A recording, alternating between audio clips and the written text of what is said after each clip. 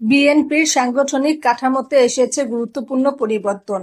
দলের ভারপ্রাপ্ত চেয়ারম্যান তারেক রহমানের উপদেষ্টা সিলেটের হুমায়ুন কবিরকে বিএনপির যুগ্ম মহাসচিব হিসাবে পদায়ন করা হয়েছে।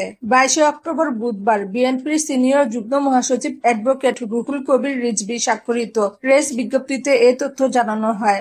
বিজ্ঞপ্তিতে বলা হয়েছে, বিএনপির ভারপ্রাপ্ত চেয়ারম্যান তারেক রহমানের উপদেষ্টা হুমায়ুন কবিরকে বাংলাদেশ জাতীয়তাবাদী দল বিএনপির যুগ্ম মহাসচিব হিসাবে প্রদান করা হয়েছে। বিষয়টি সংশ্লিষ্ট সকলের জ্ঞাতার্থে অবগত করা হলো।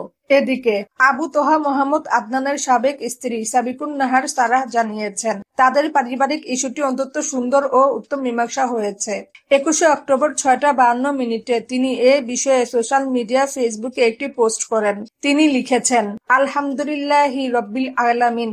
সম্প্রতি আমার পারিবারিক যে ইস্যুটি সর্বসাধারণের সামনে এসেছে, ওলামায়ে কেরামের তত্ত্বাবধানে তার অত্যন্ত সুন্দর ও উত্তম মীমাংসা হয়েছে। দুনিয়া ও আখিরাতের কল্যাণের উদ্দেশ্যে পারিবারিক জটিল পরিস্থিতি থেকে সহজ সরল ও সুন্দর প্রতিকারের আশায় আমাকে চূড়ান্ত এক ভীতিপ্রদ দীর্ঘ লড়াইয়ের মধ্য দিয়ে সংশ্লিষ্ট ও দায়িত্বশীল ব্যক্তিবর্গের নজর আকর্ষণ করে অতঃপর এর সমাধান পেতে হয়েছে। এ প্রক্রিয়ায় পাবলিক প্ল্যাটফর্মে ইচ্ছায় অনিচ্ছায়, উদ্বেগ উৎকণ্ঠায়, আবেগে অনিশ্চয়তায় আমার দ্বারা যত গুনাহ হয়েছে, তা থেকে আমি রবের দরবারে প্রকাশ্যে তওবা ও ক্ষমা প্রার্থনা করছি। নিশ্চয় তিনি রহমান, তওবা কবুলকারী এবং ক্ষমাশীল।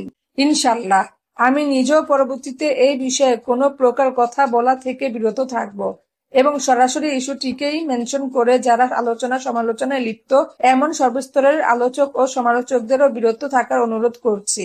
আর আল্লাহর ওয়াস্তে পরকালের স্বার্থেই পারিবারিক আলোচনা সম্বলিত আমার প্রতিটি অডিও ভিডিও ক্লিপ ডিলিট করার জন্য সকল মিডিয়ার প্রতি আহ্বান জানাচ্ছি।